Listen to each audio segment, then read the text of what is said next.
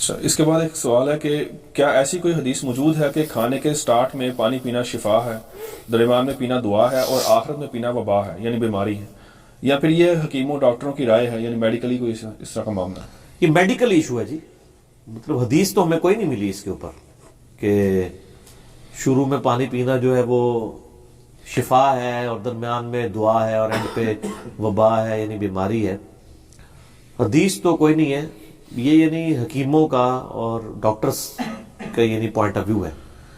اور کیونکہ اسلام دونوں علوم کو مانتا ہے، ریویلڈ نالج کو بھی یعنی وحی کے علم کو بھی اور ایکوائرڈ نالج کو بھی. The knowledge obtained through observations and experiments، science کا علم.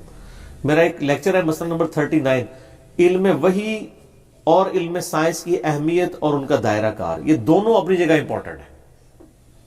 ان دونوں میں سے کوئی ایک علم بھی ویریفائی کر دینا کہ یہ چیز غلط ہے تو وہ غلط مانی جائے گی.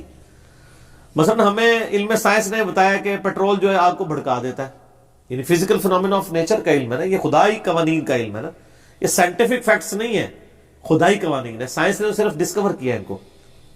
اس طرح نیکڈ آپ جسم ٹچ کریں یورینیم کے ساتھ تو وہ آپ کو سکن کینسر کر سکتا ہے. اب قرآن حدیث میں نہ بھی لکھا ہو تو کوئی مسئلہ نہیں ہے، ایکوائرڈ نالج میں تو ہے نا. یہ دونوں علوم اللہ نے دی ہیں نا. تو وَلَا تَقْفُ مَا لَيْسَ لَكَ بِهِ علم، اے انسان کسی چیز کی پیروی اس وقت تک مت کر جب تک کہ تجھے اس کے بارے میں ڈیفینیٹ علم نہ آ جائے. إِنَّ السَّمْعَ وَالْبَصَرَ وَالْفُؤَادَ كُلُّ أُولَٰئِكَ كَانَ عَنْهُ مسئولا. بے شک کان، آنکھیں، عقل، اس کے بارے میں پوچھا جائے گا کہ تم نے اس کو استعمال کر کے حق بات حاصل کیوں نہیں کی. اس سے توہمات کا بھی خاتمہ ہوتا ہے. یعنی کالی بلی راستہ کاٹ دے تو نہ اس کو وہی مانتی ہے کہ یہ نوست ہے، نہ سائنس مانتی ہے، تو چھوڑ دے اس کو. میڈیکلی یہ جو مسئلہ ہے نا یہ پانی اینڈ پہ پینے والا، یہ تو واقعی یعنی بیماری اور موٹاپے کی طرف لے کے جاتا ہے. یعنی آپ میڈیکلی ایک چیز دیکھیں نا کہ جب آپ کھانا کھاتے ہیں، کھانا کھانے کے بعد اس کھانے کو ہضم کرنے کے لیے ہمارا معدہ تیزاب چھوڑتا ہے، HCl. اور دیکھیں خدا کا نظام دیکھیں، تیزاب سر باہر لگ جائے کھال کو تو کھال نہیں بچتی. اور معدہ جو سب سے نازک جگہ ہے، اس میں معدے کے اندر اللہ نے ایک تولیہ نما، آپ دیکھیں یہ اوجڑی جب آپ لے کے آتے ہیں تو وہ تولیہ نما ایک کھال سی ہوتی ہے جو بڑی مشکل سے اترتی ہے. سر مشکل سے اس لیے اترتی ہے کہ وہ اللہ نے ڈیزائن کی ہوئی ہے تیزاب کو سسٹین کرنے کے لیے. اور وہی تولیہ نما کھال ہمارے اندر بھی ہے. اور جن کی ڈسٹرب ہو جاتی ہے ان کو معدے کا السر ہو جاتا ہے، ان کے لیے تو بڑی مصیبت، یعنی وہ معدے کا زخم ہو جاتا ہے. اور معدے میں اگر زخم ہو جائے نا یہ کبھی ٹھیک نہیں ہوتا، یہ یعنی کیوریبل نہیں ہے. اللہ یہ کہ کوئی بندہ مسلسل معدے کو اس حوالے سے یعنی روزے کی پریکٹس کروانا شروع کر دے. بہت لمبا ایک مسئلہ ہے، کیونکہ وہ کیا ہوتا ہے اس تولیہ نما جو کھال ہے اس میں ذرا سا سوراخ ہو گیا، پھر معدے کا اپنا تیزاب بھی اس کو لگے گا تو زخم کرے گا. پھر وہ کہتے ہیں خاص لمٹ سے زیادہ نہیں آپ نے کھانا، ادروائز تیزاب زیادہ چھوٹے گا، زیادہ تکلیف ہوگی.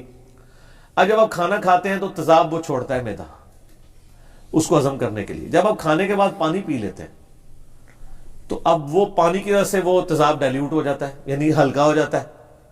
پھر معدہ اور تیزاب چھوڑتا ہے اس کو بیلنس کرنے کے لیے، تو وہ ایکسیسو تیزاب ہوتا ہے. اس لیے آپ دیکھیں گے جو آپ کی بیٹریاں ہیں، بیٹریوں کا آپ پانی چیک کرتے ہیں، تیزاب نہیں چیک کرتے. کیوں؟ تیزاب تو ویپوریٹ نہیں ہوتا نا، بیٹری کا پانی صرف اڑ جاتا ہے، تیزاب اتنا ہی رہتا ہے. آپ پھر پانی اور ڈالتے ہیں، پھر بیٹری پوری کر دیتے ہیں، ورنہ تو اگر تیزاب بھی اڑ جائے تو آپ تیزاب بھی اور ڈال رہے ہو، تیزاب نہیں اڑتا. تو یہاں پہ بھی یعنی تیزاب تو جب آپ زیادہ چھوڑ دیں گے تو پھر معدے کو ڈیمیج کرے گا، اس کی وجہ سے پھر تیزابیت ہو جاتی ہے. تو جو چیز میڈیکلی ثابت ہو جائے اس کو آپ ایکسیپٹ کریں. ایون نبی علیہ السلام تو اس سے بھی بہت آگے گئے ہیں. اب یہ بڑی خطرناک روایت ہے، صحیح مسلم میں اوپر تلے 3-4 حدیثیں ہیں. میں نے مسئلہ 39 میں بیان کی تھی، میں یہاں پہ بھی بیان کر دیتا ہوں.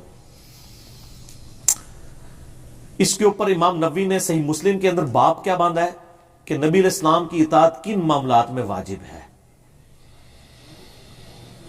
وہ تعبیر نحل والا واقعہ جو ہے کھجوروں والا، کہ نبی علیہ السلام ایک جگہ سے گزرے تو کچھ لوگ کھجوروں کی پیوند کاری کر رہے تھے، گرافٹنگ کر رہے تھے. تو نبی علیہ السلام نے فرمایا کہ اگر تم یہ نہ کرو تو کیا ہے، نیچر کو بدلنا ہے نا، ایک کی ادھر لگائی ایک کی ادھر. آپ نے منع نہیں کیا لیکن مشورہ دیا کہ اگر نہ کرو تو کیا ہے. انہوں نے نہیں کیا تو فصل خراب ہوگی. نبی علیہ السلام کے پاس شکایت کرنے کے لیے آگے. آپ نے فرمایا میں نے تمہیں یہ تو نہیں کہا تھا نہ کرو، میرا تو ایک مشورہ تھا، اگر میں کوئی بات اللہ کے ریفرنس سے تمہارے ساتھ کروں تم اس کو ماننے کے پابند ہو، اگر میں کوئی ذاتی مشورہ تمہارے دنیا کے کام میں دوں وَأَنْتُمْ أَعْلَمُ بِأَمْرِ دُنْيَكُمْ، دنیا کے کاموں کو تم مجھ سے بہتر سمجھتے ہو۔ نبی علیہ السلام ہمیں جو ہے وہ ایٹم بم بنانے کا فارمولہ نہیں دیں گے، ٹھیک ہے جی، یا آپ صلی اللہ علیہ وآلہ وسلم ہمیں جیٹ انجن بنانے کا فارمولہ نہیں دیں گے۔ آپ ہدایت کے امام ہیں، یہ آپ کی فیلڈ ہے، اور آپ یہ کہہ رہے ہیں کہ دنیا کے معاملات کو تم بہتر سمجھتے ہو، ٹھیک ہے۔ نبی علیہ السلام کو تو ہم ڈسکس نہیں کرتے ہیں۔ مجھے بتائیں نبی علیہ السلام کا کوئی لائق ترین صحابی بھی اس وقت دنیا میں آ جائے اور اس کے سامنے موبائل فون رکھیں اور بتائیں گے اتنی دور تک سن سکتا ہے، دیکھ سکتا ہے اس کی وجہ سے، تو ماننے کے لیے تیار ہو جائے گا؟ تو فزیکل ورلڈ نے کتنی ترقی کر لی ہے۔ ہمارا بچہ ان چیزوں کو استعمال کر لے گا، ان کو پہلے سیکھنا پڑے گا تو استعمال کریں گے، تو ان کی کوئی بزرگی سٹیک میں نہیں لگ جائے گی، ان کی فیلڈ نہیں ہے۔ تو سائنسی حوالے سے بھی نبی علیہ السلام نے تجربات کی بنیاد پہ جو سائنسی علم ہے نا، اس کے اوپر اپنی ورڈک آپ نے واپس بھی لی ہے۔ بخاری مسلم میں حدیث ہے، آپ علیہ السلام نے ایسی عورتوں سے ازدواجی تعلق قائم کرنے سے روک دیا تھا جو عورتیں دودھ پلا رہی ہوں یا پریگنٹ ہوں، ٹھیک ہے۔ پھر آپ نے فرمایا کہ نہیں، میں نے فارس اور روم کی عورتوں کو کے بارے میں یہ مجھے آبزرویشن ملی ہے کہ وہ بھی یعنی دودھ پلانے کے دوران بھی جب ان کے مرد ان کے ساتھ ازدواجی تعلق قائم کرتے ہیں اور نیکسٹ پریگنینسی ٹھہر جاتی ہے تو وہ پہلے بچے کے دودھ کے اوپر کوئی برا اثر نہیں پڑتا، لہٰذا اب میں تمہیں منع نہیں کرتا۔ تو آپ نے کوئی وحی کے ساتھ تو نہیں، وہ ایک فزیکل سائنٹیفک ایکسپیرینس کی بنیاد کے اوپر ایک بات کی ہے نا۔ ابھی بہت ٹیکنیکل گفتگو ہے، اور دیکھیں نبی علیہ السلام کا حوصلہ ہے کہ انہوں نے کھول کے بیان کر دیا کہ دیکھو اللہ کے ریفرنس سے کوئی بات کروں تم مانو گے، دنیاوی مشورے میں اگر کوئی میں بات کرتا ہوں تو ظاہر ہے کہ ایک بندے کا ایکسپیرینس زیادہ ہے اس فیلڈ کے اندر۔ اب نبی علیہ السلام نے تو گرافٹنگ نہیں کی تھی، آپ کا تو ایکسپیرینس تھا بھیڑوں کا، بکریاں پالنے کا، باقی چیزوں کا ایکسپیرینس نہیں تھا۔ یعنی اگر آج کے دور میں صحابہ کرام ہو تو ان کو بھینس کی عادتوں کا تو نہیں پتا، کیونکہ انہوں نے تو بھینس دیکھی بھی نہیں ہوئی، صرف امام حنیفہ نے دیکھی ہوئی ہے۔ اچھا، تو وہ بھینس چونکہ عرب کا جانور نہیں ہے، یہ تو اس طرف پایا جاتا ہے نا۔ بھینس کی عادتیں گائے سے بالکل مختلف ہیں۔ بھینس جو ہے نا وہ کیچڑ میں بھی رہ جاتی ہے، گندا مندہ جانور ہے، اور وہ جو گائے ہے بڑا سوفسٹیکیٹڈ جانور ہے، صاف ستھرا رہتا ہے۔ اور بھینس جو ہے اس ڈالے سے بڑی لاڈلی ہے، فوراً بیمار ہو جاتی ہے، اس کی بڑی خدمت کرنی پڑتی ہے، ادروائز تو یہ بیمار ہونے کے لیے کھڑی ہوتی ہے۔ وہ ذرا ٹف جانور ہے گائے جو ہے، تو ان کی عادتیں بڑی مختلف ہیں ایک دوسرے سے۔ تو اب ظاہر ہے کہ جس نے بھینس دیکھی نہیں ہوئی ہے تو وہ جب تک بھینس کے ساتھ ایکسپیرینس نہیں کرے گا اس کا نالج نہیں آئے گا۔ تو جو سائنٹیفک فیکٹس اور یعنی فزیکل فینومینا کی آبزرویشنز ہیں، یہ اس کو آپ نے دین کے پوائنٹ آف ویو سے نہیں دیکھنا بلکہ ایکسپیرینس کے پوائنٹ آف ویو سے دیکھنا ہے۔ اس لیے اس لیکچر کا نام ہے مسئلہ 39، علم وحی اور علم سائنس کی اہمیت اور ان کا دائرہ کار۔ سر وہ دائرہ کار بالکل ڈیفرنٹ ہے، لیکن سچائی دونوں طرف پائی جاتی ہے۔ البتہ جو چیزیں علم غیب سے تعلق رکھتی ہیں ان کو ہم سائنس میں نہیں پیش کریں گے، کوئی سائنس کی ڈومین میں نہیں آئیں گی۔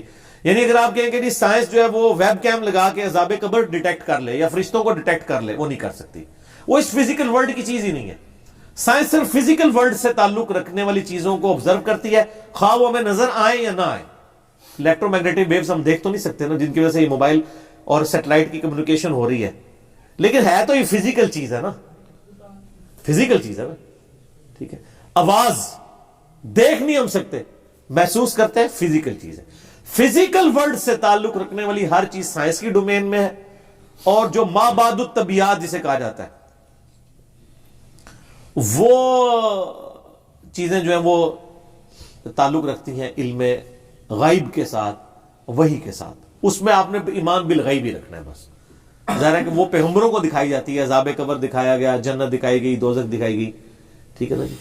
تو یہ جو اس طرح کی چیزیں نا وہ ان کے اوپر ایمان رکھا جائے گا۔ باقی جو فزیکل ورلڈ سے ریلیٹڈ چیزیں، جنگوں میں بھی آپ دیکھیں نا، اب یہ جو غزوہ خندق میں جو خندق کھودنے کا مشورہ ہے حضرت سلمان فارسی نے دیا تھا نا، انہوں نے اپنے ایکسپیرینس سے وہاں پہ فارس کی جنگوں میں اسے آبزرو کیا ہوا تھا، تو نبی علیہ السلام نے ان کو ایکسپیرینس کو ایکسیپٹ کر لیا کہ ہاں ٹھیک ہے ہم بھی یہ کرتے ہیں، اور وہ دیکھیں وہ فائدہ مند بھی ہوا۔ تو اس حوالے سے ان دو مختلف چیزیں، ان کو آپس میں مکس نہیں کرنا چاہیے۔ ٹھیک ہے. اچھا علی بھائی، اسی ضمن میں آپ یہ بھی بتا دیں کہ کیا نہار منہ پانی پینا جو ہے وہ منع کیا نبی علیہ السلام نے؟ ایک روایت پیش کی جاتی ہے اکثر اس حوالے سے بھی. وہ بھی کمزور ہے جی، کوئی نہیں. اگر نہار منہ پہ آئے تو میرے بھائی رات کو جتنی دفعہ آپ اٹھ کے پانی پیتے ہیں نہار منہ ہی پی رہے ہوتے ہیں، تو پیاس لگے تو پانی نہ پیے. ٹھیک. نہار منہ ہی پی رہے ہوتے. ایک بندے کے رات کو نہیں آنکھ نہیں کھلتی ہے، آپ رات کو اگر چکن کڑھائی کھا کے سوئے ہوئے ہیں، اس میں مرچیں بھی زیادہ تھیں، تو کتنی دفعہ اٹھ کے آپ نہار منہ پانی رات کو پیتے ہیں؟ نہار منہ کا یہ تو مطلب نہیں ہے کہ جی صبح داخل ہو رہی ہے 6:03 پہ تو 6:02 پہ پینا جو ہے وہ جائز ہے، اور 6:3 کے اوپر جائز ہو جائے گا، تو رات کو نہار منہ ہی پی رہے ہوتے ہیں نا، تو کوئی عرض نہیں اس کے لیے.